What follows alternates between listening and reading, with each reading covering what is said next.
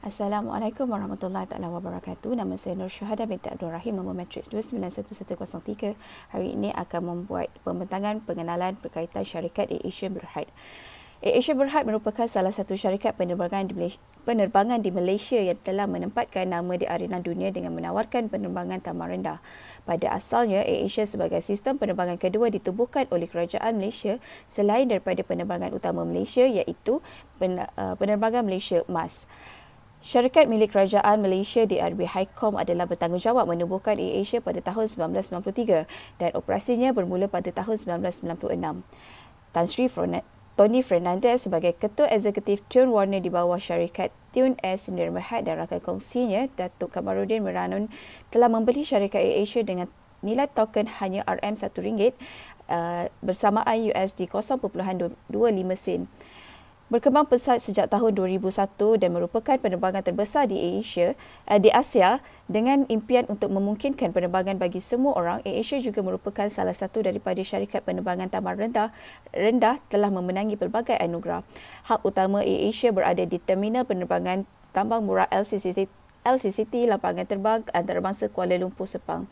AirAsia telah berjaya menyelesaikan masalah hutang syarikat dari pemilik terdahulu dalam tempoh yang sangat singkat dan berdasarkan pemerhatian tahunan yang dilakukan oleh Skytrax, AirAsia berjaya menjadi syarikat penerbangan kos rendah yang terbaik di dalam tahun 2009, 2010, 11, 12 dan 2013. Selain daripada itu, pada tahun 2008, AirAsia telah berjaya menjadi syarikat penerbangan yang menguntungkan dan terkenal di Asia Pasifik dengan 1,000 penjenamaan. Untuk memastikan perniagaan terus berkembang, AirAsia telah menubuhkan anak syarikat seperti Thai Air Asia, Thai AirAsia X, Indonesia AirAsia, Indonesia AirAsia, AirAsia X, AirAsia Z, AirAsia India dan kumpulan AirAsia beroperasi dengan penerbangan tempatan dan antarabangsa ke lebih 400 destinasi merentasi 25 negara. AirAsia telah menetapkan platform ke arah yang lebih tinggi dengan mengekalkan misi menjadi syarikat penerbangan taman rendah secara menyeluruh dengan slogan Now Everyone Can Fly with AirAsia. Assalamualaikum warahmatullahi wabarakatuh dan salam sejahtera.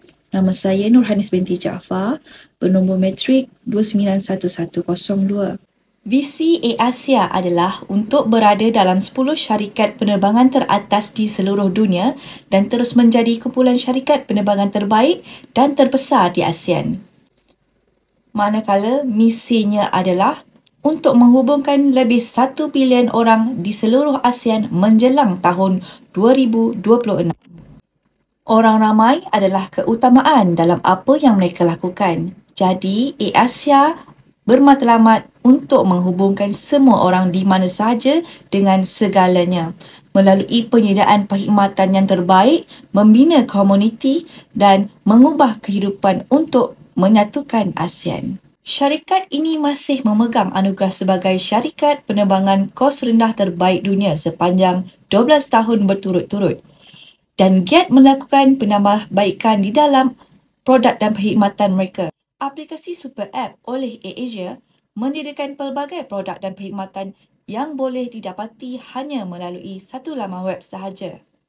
Antaranya ialah tawaran penerbangan murah berbanding syarikat penerbangan lain termasuk penerbangan tempatan dan antarabangsa. Teleport logistik yang menawarkan perkhidmatan penghantaran barang di seluruh Asia Pasifik. Ikhlas, tawaran perkhidmatan patuh syariah seperti pakej umrah, sedekah, bayaran fidyah dan sebagainya. AirAsia Wi-Fi membolehkan pelanggan menikmati internet berkelajuan tinggi walau berada di paras 10,000 kaki dari aras laut. Jimat lebih dengan Snap, produk yang direka untuk memudahkan pelanggan membuat penempahan penerbangan dan hotel pada masa yang sama dengan kadar yang berpatutan. AirAsia Ride ialah perkhidmatan e-hailing oleh AirAsia yang memberikan perjalanan yang selamat dan menawarkan lebih keistimewaan kepada penumpang. AirAsia Insurance untuk melindungi pengguna ketika menikmati perjalanan penerbangan bersama AirAsia. AirAsia Grocer yang dikenali sebagai AirAsia Farm yang menawarkan perkhidmatan pembelian barangan runcit melalui atas talian. Nikmati kemudahan membeli produk luar negara dan barang bebas cukai dengan hanya klik di AirAsia Travel Mall. Redbit Academy ditubuhkan untuk kaki tangan AirAsia menambah kemahiran baru. Kini, orang awam juga berpeluang mempelajari bidang kemahiran di sini. AirAsia Food merupakan perkhidmatan penghantaran makanan di Bandar Pulau Pinang ke Lembah Kelang. Kini, pelanggan boleh menikmati juadah terkenal dari bandar terpilih dan dihantar terus ke rumah anda. Santan, jenama makan minum milik AirAsia yang boleh didapati melalui aplikasi Super App atau dari restoran yang dibuka di Malaysia. AirAsia Reward, pelbagai faedah dan kelebihan boleh diperolehi oleh pengguna melalui program kesetiaan AirAsia.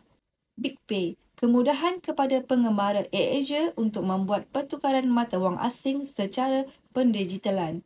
Tidak ada caj dikenakan bagi setiap pertukaran mata wang asing berbanding agensi lain. Assalamualaikum dan salam sejahtera. Saya Muhammad Akmal bin Ramli, nombor matrik 291089. Saya akan membentangkan berkenaan pesaing utama penerbangan AirAsia. AirAsia merupakan syarikat penerbangan tambang murah yang terkemuka berada di Malaysia dan yang masih bertahan sehingga kini. Namun begitu, tidak lama lagi AirAsia perlu bersaing dengan satu syarikat penerbangan tambang rendah baharu yang akan berpengawalan di Malaysia, iaitu My Airline. Syarikat penerbangan baharu tersebut merancang untuk memulakan operasi komersialnya menjelang akhir tahun 2022. My Airline juga telah mengambil bekas eksekutif tertinggi AirAsia untuk memberi syarikat penerbangan itu beberapa pandangan yang penting tentang industri penerbangan dengan bajet yang sangat kompetitif. Selain itu, antara nama yang kini telah bersama dengan My Airline ialah Kathleen Tan yang memegang jawatan sebagai Ketua Penasihat Eksekutif syarikat tersebut. Nikkei Asia melaporkan bahawa Kathleen Tan telah pun berkhidmat selama 13 tahun bersama pengasas AirAsia. Setelah menubuhkan syarikat penerbangan tersebut, My Airline telah menerima lesen untuk beroperasi daripada Suruhanjaya Penerbangan Malaysia. Syarikat penerbangan tersebut telah menggambarkan jenis penerbangannya sebagai kos ultra rendah. Selain itu juga, My Airline juga akan memulakan operasi penerbangan dengan hanya menggunakan 3 Airbus A320 terpakai. Namun begitu, syarikat itu berkata ia menyasarkan untuk meningkatkan saiz armadanya kepada 50% dalam tempoh 5 tahun akan datang. Akhir sekali, menurut Nikkei Asia, penganalisis menyatakan bahawa ia akan menjadi satu tugas yang sukar bagi pendatang baharu untuk bersaing dengan syarikat penerbangan yang sedia ada seperti AirAsia dan Malaysia Airlines. Dan juga isu syarikat. Seperti yang kita tahu, AirAsia telah dibeli oleh Tony Fernandez daripada DRB Highcom pada tahun 2001. Ini adalah kerana isu yang berlaku di pasaran dunia di mana peristiwa 9/11 di Amerika Syarikat telah pun menjatuhkan pasaran saham syarikat penerbangan. Oleh disebabkan itu, Tony Fernandez dan juga Datuk Kamarudin telah pun membeli syarikat penerbangan DRB Highcom dan menamakan semula kepada AirAsia. Salah satu isu dan juga trend yang berlaku pada syarikat AirAsia adalah coronavirus ataupun lebih dikenali sebagai COVID-19. Seperti yang kita tahu, syarikat AirAsia adalah sebuah syarikat penerbangan yang maju, sebuah syarikat yang stabil dan juga semakin di hadapan berbanding dengan syarikat-syarikat penerbangan yang lain yang ada di Malaysia. Apabila COVID-19 melanda Malaysia, peristiwa kegemilangan itu terhenti seketika. Ini adalah akibat daripada isu yang berlaku di Malaysia dan juga di dunia di mana coronavirus ataupun COVID-19 telah pun meragut nyawa lebih daripada 100,000 orang di seluruh dunia. Oleh disebabkan itu, Malaysia menyekat penerbangan domestik daripada Malaysia ke luar negara maupun dalam negara itu sendiri. Segalanya disekat oleh disebabkan COVID-19 ini, dan isu ini menjadi isu yang utama dan yang paling berat bagi syarikat mereka. Oleh disebabkan itu, mereka rugi berjuta-juta ringgit. Menurut Astro Awani pada tahun 2021, syarikat AirAsia telah rugi sebanyak 837 juta dalam tempoh tersebut. Bukanlah sahaja untuk meneruskan perniagaan ataupun meneruskan syarikat itu adalah satu kesusahan untuk mereka, bahkan untuk menahan menahan syarikat mereka daripada bankrupt, juga mereka tidak mampu. Ini adalah kerana tiada penerbangan, tiada jualan yang masuk ke dalam syarikat. Kerana pada tahun 2018, pasaran saham untuk Asia AAX di bursa adalah RM4.40. Tapi setelah COVID melanda pada tahun 2019, pasaran Asia dalam bursa saham Malaysia jatuh kepada 0.50, iaitu 5%. Kejatuhan sebanyak 78% sangat memberi kesan kepada syarikat tersebut. Pihak pengurusan tertinggi telah mengambil satu langkah yang dikira adil pada syarikat dan juga pekerja, di mana mereka terpaksa memberhentikan pekerja-pekerja mereka. Sumber daripada Berita Harian tahun 2020, mereka telah memberhentikan lebih kurang 2,000 orang pekerja dari segala sektor. Setelah COVID-19 reda, kerajaan Malaysia telah pun membenarkan perjalanan domestik pada September 2021, dan dengan itulah syarikat penerbangan ini mampu untuk bertahan lagi dan juga untuk meneruskan perniagaan mereka. Setelah mereka comeback untuk meneruskan perniagaan, mereka menjadi trend di mana mereka adalah syarikat pertama yang menggunakan sistem scan to fly. Teknologi ini adalah kerjasama dengan syarikat AirAsia dan juga Grey Matter. Apakah kekuatan, kelemahan, peluang dan juga ancaman kepada syarikat AirAsia? Sudah tentunya kekuatan AirAsia terletak kepada ownernya sendiri, iaitu Tony Fernandez dan juga Datuk Kamarudin, di mana beliau adalah ikon usahawan kerana kisah RM1 beliau. Idea Tony Fernandez ni kadang-kadang tidak masuk akal, di mana beliau melancarkan kempen 1 juta tempat duduk free kepada tetamu beliau, iaitu pelanggan beliau. Bukan sahaja fokus kepada syarikat penerbangan, beliau juga menjalankan hubungan baik dengan hospitality yang berada di sekeliling beliau, hotel, teksi, kereta sewa dan juga perhubungan di luar negara yang bersering beliau amalkan. Mereka juga bekerjasama dengan bank-bank, Maybank, Citibank, Standard Chartered Bank dan banyak lagi bank. Malahan mereka mengeluarkan kad debit sendiri, di mana Big Pay adalah kad mereka yang dikeluarkan khas oleh syarikat AirAsia ini. Namun setiap organisasi, setiap syarikat pastinya ada kelemahan. Begitu juga dengan AirAsia ini, mereka juga ada kelemahan, di mana kaki tangan mereka sering kali viral di Twitter, di social media, kerana mereka tidak ramah dengan pelanggan mereka. Ditambah lagi dengan back of the house. Back of the house adalah jabatan yang tidak dilihat oleh orang, di mana jabatan yang menguruskan beg tetamu ini juga viral kerana mereka hanya mencampak sahaja beg tersebut dan tidak letak dengan baik. Itu menjadikan syarikat mereka satu syarikat yang dipandang enteng oleh sesetengah pihak. Seringkali kita dengar di mana syarikat AirAsia menunda penerbangan mereka kerana mereka terlalu pack dengan tetamu-tetamu mereka. Itu adalah antara kelemahan syarikat tersebut. Apakah peluang syarikat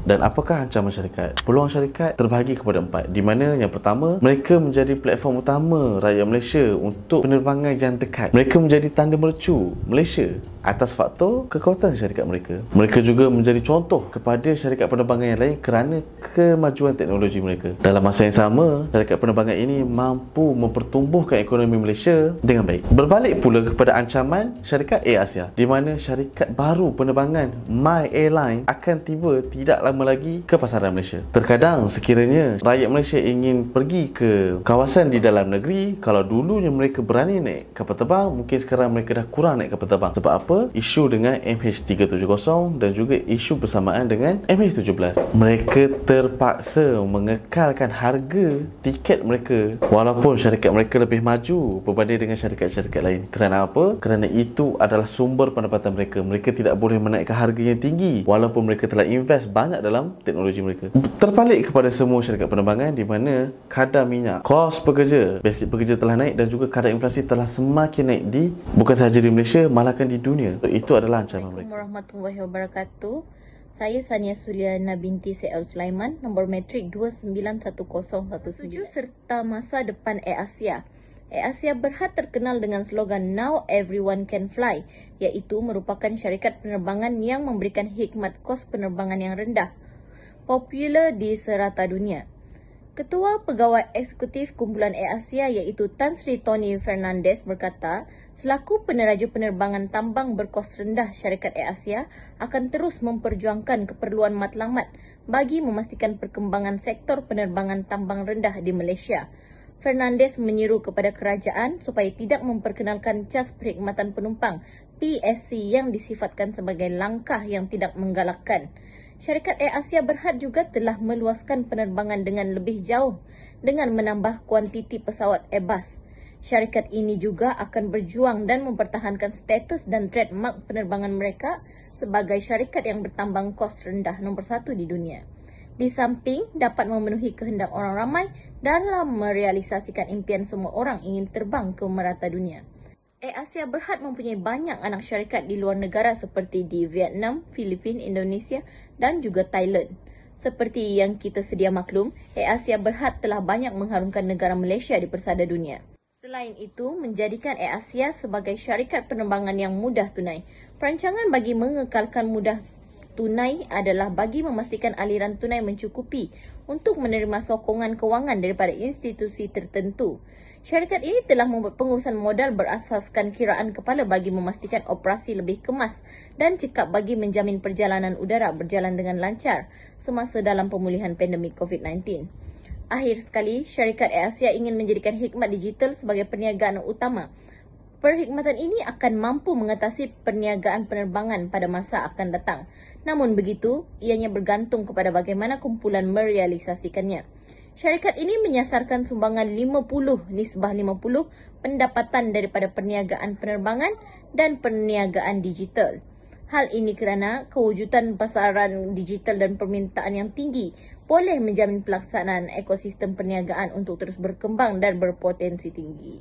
Cadangan mengenai strategi-strategi yang sesuai. Air Asia Berhad merupakan syarikat terbesar dan terkenal di seluruh dunia. Walaupun begitu, terdapat beberapa cadangan untuk penambahbaikan yang boleh dibuat oleh syarikat Air Asia untuk memantapkan lagi perkhidmatan syarikat tersebut. Air Asia telah menyediakan perkhidmatan penerbangan tambang murah kepada golongan berpendapatan sederhana. Saya mencadangkan agar Air Asia juga turut mensegmentasikan pasaran kepada para pelajar sebagai kumpulan sasaran baru. Hal ini demikian kerana Air Asia turut menghadapi ancaman pesaing perkhidmatan gantian seperti perkhidmatan bas dan kereta api dalam negara. Oleh itu, cadangan bagi Air Asia agar memperkenalkan kad pelajar atau sistem ID pelajar yang lebih menjimatkan kos dengan memberi harga diskaun kepada pelajar. Cara ini dapat menarik para pelajar untuk memilih Air Asia sebagai pengangkutan utama untuk pulang ke kampung sebagai alternatif lain selain bas dan kereta api. Ini berikutan masalah kesesakan lalu lintas dan peningkatan kadar kemalangan jalan raya yang mengorbankan banyak nyawa di negara ini. Selain itu, melanjutkan tempoh penambahan pembelian bagasi.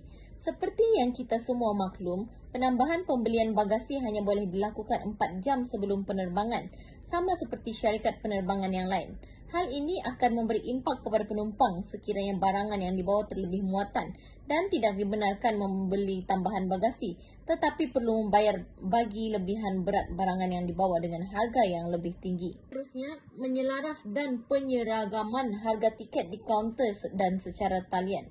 Sudah terang lagi bersuluh, harga tiket secara pembelian di kaunter jauh lebih mahal daripada pembelian atas talian. Perkara ini memberi kekurangan kepada golongan warga emas dan golongan celik teknologi. Jika diselaraskan harga tiket, pastinya lebih banyak orang akan memilih untuk menaiki penerbangan ini kerana mudah dan cepat. Kesimpulan yang kita boleh perolehi daripada syarikat Air Asia, kejayaan dan sumbangan Air Asia Berhad sebagai syarikat di dalam industri penerbangan yang dikenali dan diiktiraf di dalam dan di luar negara boleh dijadikan contoh bagi syarikat-syarikat yang ingin berjaya di pesada dunia. Ciri-ciri yang dimiliki oleh Air Asia Berhad merupakan faktor yang mendorong syarikat tersebut dalam mencapai kejayaan. Ciri-ciri ini termasuk berani mengambil risiko, proaktif, failure is an option, team-oriented serta berorientasikan matlamat dan wawasan. Air Asia Berhad menunjukkan ciri-ciri berani mengambil risiko dengan mengambil keputusan membeli syarikat yang awalnya mewarisi hutang syarikat. Kebijaksanaan syarikat Air Asia Berhad dan melaksanakan fungsi-fungsi keusahawanan telah menukarkan cabaran tersebut kepada satu peluang yang menguntungkan. Manakala ciri failure is an option ditujukan oleh Air Asia pada waktu peristiwa 911. Keadaan kelihatan tidak berjaya kepada Air Asia. Air Asia telah diramalkan akan muflis oleh pakar-pakar ekonomi. Namun begitu, Air Asia bersedia untuk mengalami kerugian demi mencapai matlamat untuk mengusahakan sebuah syarikat penerbangan bajet. Ciri proaktif pula dapat dilihat apabila Air Asia melakukan transformasi dalam lanskap penerbangan. Manakala ciri team oriented pula ditunjukkan dalam budaya dan struktur organisasi AirAsia yang kurang formal bagi bertujuan memupuk semangat teamwork dan antara setiap ahli dalam organisasi. Sekian, terima kasih.